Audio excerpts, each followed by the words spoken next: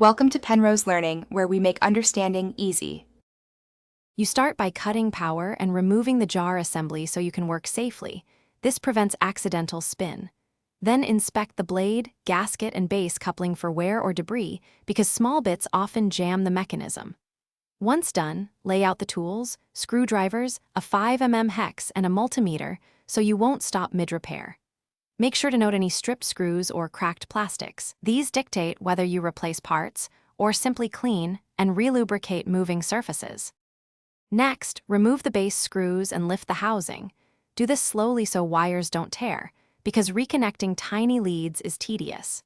You will test motor windings and switch continuity with the multimeter to determine if the motor or control is faulty, and record resistance values for comparison. While the unit is open, examine the gear train, coupling, and bearings for missing teeth or hardened grease. Cleaning and replacing a worn coupling often restores function without buying a new motor. Finally, swap any damaged couplings or gears and clean old grease before applying a thin layer of food-safe lubricant so parts move smoothly.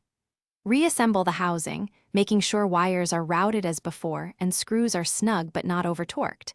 This prevents stress fractures. For testing, run a low-speed spin first, then a full-load run with water to check performance. If you still hear grinding or smell heat, stop and recheck alignment.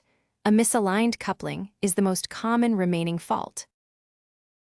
Thanks for watching. If this was helpful, leave a like and consider subscribing. See you next time.